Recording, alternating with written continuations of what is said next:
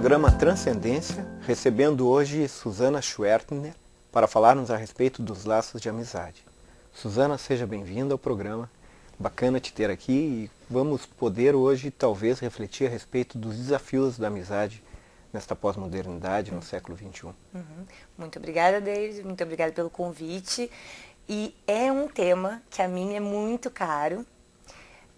Eu acredito que a primeira coisa que eu acho mais importante quando a gente conversa e pensa sobre amizade é pensar ela para além desse laço mais privado, mais íntimo, né? Eu e minha amiga ou minhas amigas mais próximas, porque quando eu fui estudar isso como minha tese de doutorado, a ideia é pensar na amizade como a importância dela no espaço público.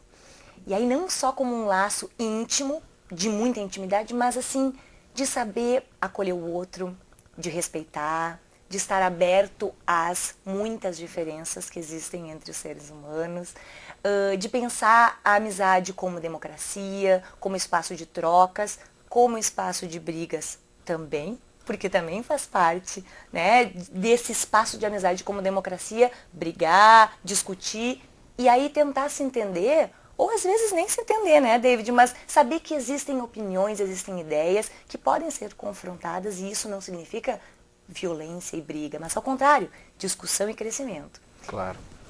Na teologia a gente chama de conflito. E o conflito pode ser mediado, você pode trabalhá-lo ou através de elementos de negociação de paz ou através do litígio, da violência. Eu gostaria, para que o público te conhecesse um pouco, tu falasse um pouco dessa tua formação, que tu citaste que tu trabalhaste este tema, parte desse tema no doutorado. Bom, eu sou psicóloga, minha formação é psicologia, eu me formei na URGS. Em seguida, eu já pesquisava na educação, a minha ideia também era um pouco assim de saber que a gente tem um campo de estudo, um campo de saber, mas que esse campo de saber, ele nunca está pronto, fechado. Né? Às vezes a gente pensa assim, terminei o meu curso, então tá bom, né? Estou pronta. Aí que a gente se dá conta que existem muitas outras áreas a pesquisar, entendimentos a conversar mesmo com o nosso campo de saber. Então, já fui bolsista de iniciação científica na educação, pensando nessa ideia da psicologia está muito fechada, precisa conversar com outras áreas, né? Então, fui para a educação para pesquisar, fiz o meu mestrado por lá, conheci uma orientadora da qual, assim, é muito cara a mim também, né? Porque essa temática de mídia, educação, juventude, é uma área também inter e multidisciplinar, né? Então, fui pesquisar no meu mestrado sobre função fraterna. Sendo eu da área da psicologia, é uma temática que faz a gente pensar, bom, a gente sabe que o pai e a mãe são importantes na vida da gente, né? E Freud vai trabalhar de função materna, função paterna, né? Nem só a mãe ou o pai, mas as pessoas que exercem essa função. E aí tem lá uma psicanalista brasileira chamada Maria Rita Kell, que vai falar em uma função fraterna. Poxa, mas como assim função fraterna? Bom, o irmão é também importante na nossa Constituição. E aí, talvez não só o irmão de sangue, mas o irmão como o amigo, o próximo, o semelhante, que também é diferente, né? E ele constitui e faz parte fundamental da nossa vida. E por ali eu comecei a trabalhar no mestrado, trabalhando com análise de um produto de televisão, que foi Cidade dos Homens. E fui tentar analisar, então, como é que a gente podia entender um pouco dessa função fraterna nesse produto televisivo, já que também estava estudando as relações da mídia, né? E em seguida, no meu doutorado, disse, não, mas essa temática aí de função fraterna, e aí puxei a questão da amizade, que é o Michel Foucault, que é a minha base do meu trabalho de doutorado. Bom, é por aí que eu vou, então segui pesquisando. Lá também, na URGS, também na educação. A amizade, tu achas que é um espaço de fraternidade? Sim, sim. Desde que a gente também não só pense, David, a fraternidade como essa coisa assim, muito coerente, muito somente pacífica, sem discussão, que a gente estava conversando isso ao conflito. Fraternidade nesse sentido, sim. Porque a gente tem que ter cuidado de quando falamos em fraternidade, porque muitas guerras também foram feitas em nome da fraternidade. Assim de, bom, então somos os irmãos, vamos dizer assim, né? E queremos lutar para que todos sejam como a gente. Não é assim. Né? Essa fraternidade entendida de uma maneira mais ampla, desse espaço público, democrático, em que vários diferentes estão ali dialogando e brigando, vamos dizer assim, sem o uso da violência. Né? E como tu vês esse espaço público como a possibilidade de uma amizade verdadeira. Tu vês uma falta de amizades mais profundas hoje? Uma coisa que eu tentei investigar então com essa minha tese também, é algo que o Foucault já falava lá em 70, 80, um pouco antes da morte dele. Ele defendia a ideia de amizade como um modo de vida, que a gente deveria poder existir, né, nos fazermos melhor com a presença do outro, né, com as ideias que outros trazem pra gente, a gente poder pensar, ampliar o nosso pensamento, ampliar a nossa forma de ser eticamente pela presença do outro. E ele vai lá investigar e diagnosticar isso em 70, início de 80, e dizer que hoje em dia nossas amizades estão muito familiares. O que ele quis dizer com isso, né? Nós não estamos mais correndo o risco de conhecer pessoas diferentes.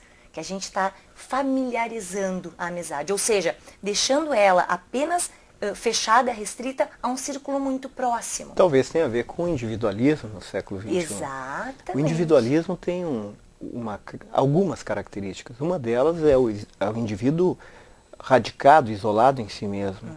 Aliás, eu sempre digo que o ser humano tem esta possibilidade de ser individualista ou ser pessoa. Pessoa no latim dá a ideia de relação. Eu acho que tem muito a ver com esta questão do fraterno, do outro, né? E o individualismo não. O individualismo tem tudo a ver com uma sociedade liberal que insiste que nós devemos pensar apenas em nós mesmos e devemos nos radicar em nós mesmos. Então há cada vez mais uma falha, uma falta da presença do outro. E o outro não pode mediar absolutamente nada contigo. Talvez quando diz que esta amizade está sendo cada vez ficando num círculo mais apertado, uma certa intimidade, porque talvez isso nem seja intimidade, eu te pergunto, qual é o lugar do outro na amizade? É uma boa pergunta, David. Qual é o lugar do outro, vamos dizer assim, na amizade e nesse século que a gente vive, nesse momento que a gente vive contemporâneo também, né? Aí a gente vai tentar entender. Bom, Foucault vai dizer que o lugar do outro é fundamental, imprescindível. Ele vai falar, ele vai trazer um conceito chamado de práticas de si, ou técnicas de si, ou cuidado de si. Foucault vai falar isso lá na década de 70. E aí muitas pessoas interpretaram ele na época, e às vezes até os americanos, né, que foram ler o Foucault, esse é o culto californiano do eu. Esse é esse individualismo que tu estás dizendo, né? Que está, de alguma maneira, fazendo muita parte do nosso dia a dia hoje. E o Foucault vai dizer, não, só um pouquinho. Quando eu estou falando em práticas de si, em cuidado de si, eu estou dizendo que o cuidado de si ele não se separa do cuidado com o outro e do cuidado do outro. Se eu quero me fazer melhor, eu quero me fazer melhor a partir do outro, com a ajuda do outro e para o outro. Então é exatamente o contrário dessa ideia de individualismo. Não, ele sabe que ele volta lá, né, vai para os gregos, ele vai estudar os gregos, os romanos do início do século e vai dizer que eles não conseguiam pensar e não conseguiam fazer as coisas sozinhos. Eles tinham que estar sempre, ou tinha o meu superior, né, com quem eu discutia, com quem eu aprendia, tinha o meu amigo, tinha o meu conterrâneo, tinha o cidadão, a gente se reunia lá na praça, na ágora e discutíamos coisas. E eles tinham até um amor, um tipo de amor para essa amizade, eles chamavam de filéu. Filéu, e tem uma cidade dos Estados Unidos, Filadélfia, a cidade que ama os amigos, que aí vem a palavra também filosofia, né? O amigo, aquele que ama a sabedoria. E este lugar do outro também me faz lembrar Emmanuel Levinas. Para ele, o outro é tão essencial porque ele tem uma frase que diz, né, o sentido do eu não está no ego, está no outro, porque é o outro que me chama à existência. Tu vês uma crise do outro hoje perpassando a nossa sociedade, nas nossas relações mais íntimas, mais próximas, tu observas esta crise presente, tu concordas com esta crise? Sim e não. Primeira, com a análise do meu trabalho, da minha tese, sim, confirmamos, né, porque a minha ideia era pedir para jovens de 12, 13, 14, 15 anos, eram alunos de 7ª e 8ª série, de uma escola pública de Porto Alegre, que foram, vamos dizer, os sujeitos da minha pesquisa, né? Foram 122 alunos que participaram desse trabalho. Então, eu pedia para eles me mostrar e me falar sobre as relações de amizades dele. O que acontece? Tem todo um trabalho, né? Toda uma metodologia de trabalho, e eles tinham que trazer imagens para mim, que para eles significasse ou fizesse algum sentido em relação à amizade. E aí, bom, várias coisas vieram. Uma das coisas, então, depois analisando essas imagens com as nossas entrevistas, porque depois fizemos uma coleção dessas imagens, as mais importantes que eles selecionaram, e conversamos sobre elas, né? Fiz uma exposição, uma espécie de um vídeo que eu chamei de coleção de imagens, e a partir disso, de passar esse vídeo para eles, a gente começou a discutir, então. Bom, o que está aparecendo aí? O que vocês estão entendendo? O que é importante? E uma das coisas que me chamou muita atenção foi isso. Família apareceu muito. Né? E aí, de novo, trazendo um pouco essa ideia do que o Foucault falava de bom, né? E aí muitos dizendo, porque a família só posso confiar como amigo na minha mãe, ou no meu irmão, porque esse sim, eu vi nascer, ou ele é do meu sangue. Então nesse eu posso confiar, nos outros não posso confiar em ninguém. Então essas coisas, ao mesmo tempo que traziam uma ideia de que, bom, a força do discurso familiar ainda é muito importante para esses jovens. E acho muito importante isso, que às vezes as pessoas dizem, não, os jovens não querem saber nada da família, não, eles estão interessados. Ao mesmo tempo dizer assim, bom, mas eles estão deixando de experimentar outros espaços para ficarem restritos nesse espaço mais do lar ou da família. E aí também a gente começa a problematizar isso, né? Então eu digo, e não é um problema. Quer dizer, é um problema assim, né? Que faz a gente pensar. Outra coisa muito... E é isso, bom, esse então é a parte que eu dizia assim, eu chamei isso, né, de amizade como semelhança e igualdade. Então, assim, como eu só consigo me aproximar, ou fazer amizade, conhecer uma pessoa nova, na verdade, pessoa nova não, pessoa que já é do meu métier, vamos dizer assim. E aí, daqui a pouco, eles começam a se dar conta, quando aparece, então, essa amizade como diferença, como necessidade da diferença, principalmente nessa idade, né, 12, 13, 14 anos, que eles conseguem começar a olhar as meninas, conseguem olhar os meninos. Bom, a gente pode conversar e trocar ideias, eles têm tantas coisas diferentes da gente. Puxa vida, e a gente pode aprender com eles. E aí acontecia assim, as meninas começavam a falar e os meninos interrompiam, né? Então era muito interessante, assim, deles também trazendo um pouco como cada um entendia suas relações de amizade. A coisa dos meninos, aquela se batendo, né? A maneira de demonstrar o carinho, né? Se batendo, né? Dizendo, esse aqui né? E as meninas já muito mais a confidência, a intimidade, né? Agora, uma coisa que me chamou a atenção, assim, deles também, né, nessa pesquisa, era que a internet apareceu como um lugar, e eu vou dizer assim, lugar quase físico. Um lugar? Como um lugar de encontro, de espaço para desenvolver essas relações de amizade. Eu gostaria que tu falasses um pouco melhor sobre a internet como um lugar. Mas nós veremos isso logo após o nosso rápido intervalo.